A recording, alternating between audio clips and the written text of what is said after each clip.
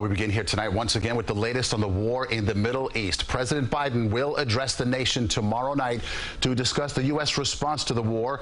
This comes on the heels of his visit today to Israel, where he secured a deal to get humanitarian aid to Gaza through Egypt, who also agreed to reopen its border to fleeing Palestinians.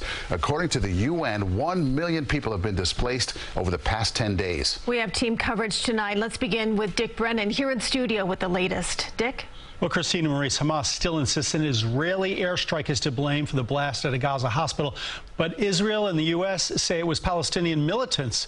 Israel today provided what it said was evidence of that, but it's persuaded few in the Arab world.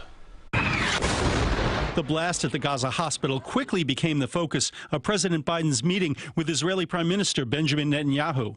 Based on what I've seen, it appears as though it was done by the other team, not you. Meaning Palestinian militants were responsible. That matches Israel's intelligence. It showed video of what it says is a rocket fired from a nearby cemetery that goes up and comes down, landing on hospital grounds. And Israel also released what they say is an audio intercept implicating Islamic Jihad militants. Daytime video shows damage in the hospital parking lot, not a direct hit. But the analysis had few takers in the Arab world. In Beirut, hundreds demonstrated outside the U.S. Embassy, from the streets of Tehran to even war-torn Yemen.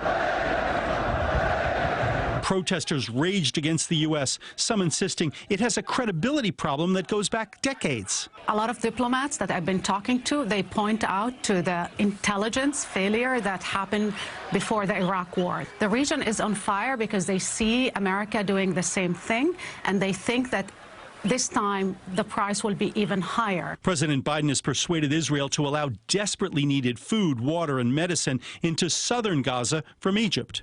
Israel will do everything it can to keep civilians out of harm's way.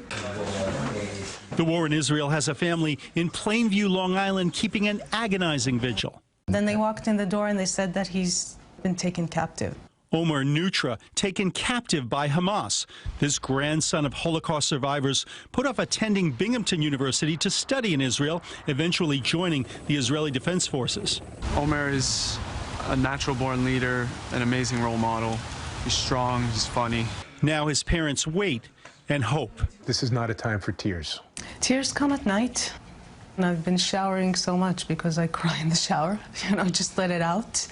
And then I come out and I have to refocus again. They've done nothing wrong. Let them go home. It's not that hard. We are all humans. Now, President Biden says that freeing the hostages in Gaza is a top priority. As many as 13 Americans remain unaccounted for since the Hamas attack on October 7th. In all, Israel says 199 hostages are still being held. Maurice. Dick, thank you. And you can watch President Biden's address tomorrow night at 8 o'clock right here on CBS 2 and streaming on CBS News New York.